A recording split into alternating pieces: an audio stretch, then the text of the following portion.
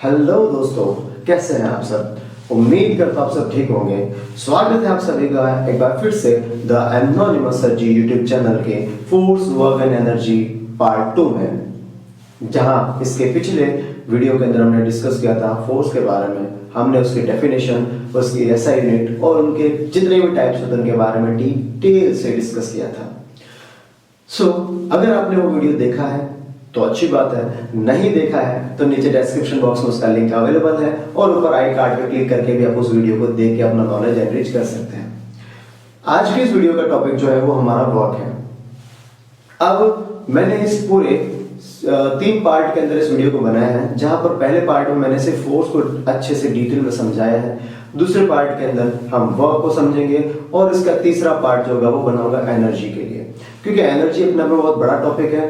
तो उसके लिए हम एक पूरा डेडिकेट वीडियो बनाएंगे जहां पर हम एनर्जी के बारे में डिटेल में डिस्कस कर पाएंगे।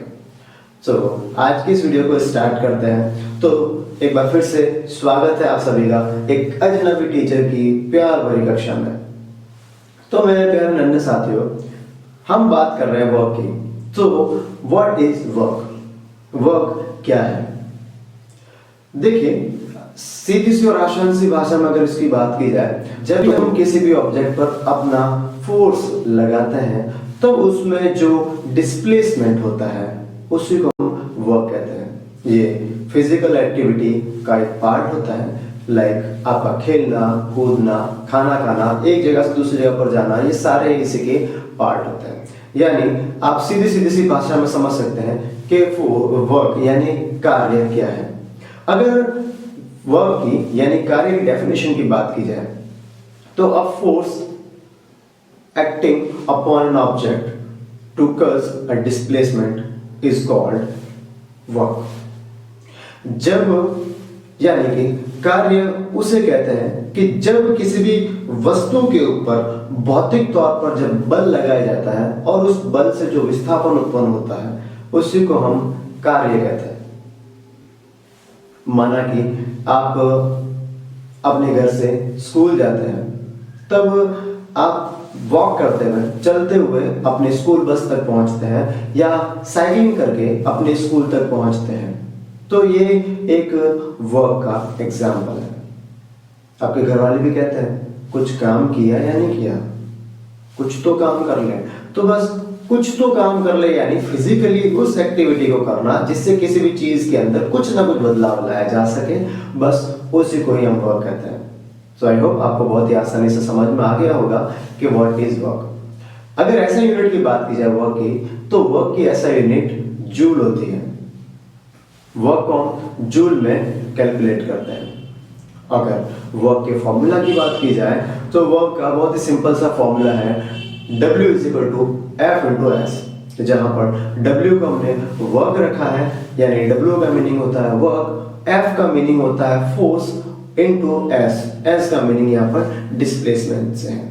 यानी वर्क उसे कहेंगे जब फोर्स लगने से किसी भी ऑब्जेक्ट के अंदर कुछ ना कुछ डिस्प्लेसमेंट डेवलप होता है या बनता है या देखने को मिलता है, तो उसी को हम वर्क कहेंगे। तो आई होप आपने वर्क को अच्छे से समझा होगा। Now what is work done या what is zero work done? Work done या जीरो वर्क डन क्या होता है? देखिए, इसको समझने के लिए हम अपने दैनिक दिनचर्या में आएंगे। वैसे ही जैसे थोड़ी देर पहले मैंने आपको एग्जाम्पल में समझाया था कि आप साइकिलिंग करते हुए या चलते हुए या अपने बैग को उठाकर बस तक पैदल जाते जाते आप वॉक करते हुए स्कूल पहुंचते हैं, राइट? तो ये एक एग्जाम्पल है वर्क डन का। मतलब आप उस फिजिकल एक्टिविटी में इन्वॉल्व हो रहे हैं जहां पर आप एक प्लेस से दूसरे प्लेस पर खुद आगे बढ़ रहे हैं। So that is called work done. अब what is zero work done? Zero work done क्या है?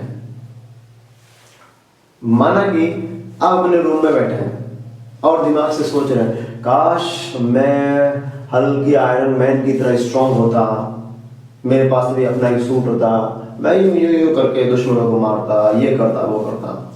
मतलब जब भी अपने फ्री टाइम में बैठते हैं तब आप बहुत सारी चीजों को इमेजिन करते हैं। आप वहां पर वर्क तो कर रहे हैं लेकिन मेंटली कर रहे हैं।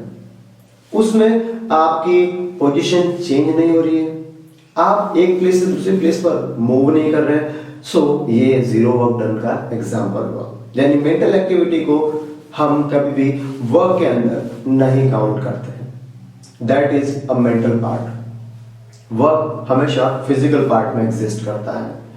अब इसके अगले टॉपिक की बात की जाए, जीरो वर्क डन की दूसरे पॉइंट की, तो जब आप अपने चेयर पे बैठे बैठे सोचते हैं कि यार मैं हल्क की तरह ताकतवर हूं, और अचानक से आपके अंदर एनर्जी फील होती है और आप भागकर उस दीवार, जो आपके रूम की दीवार है, उसे जोर से धक्का लगाने लगते हैं।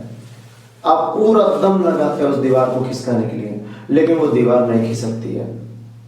या फिर तो यहां पर इस एग्जांपल से, इस उदाहरण से हम समझेंगे कि हमने हमारी बॉडी की पूरी एनर्जी को इसमें यूज किया, लेकिन उस ऑब्जेक्ट की पोजीशन में कोई चेंज नहीं आया।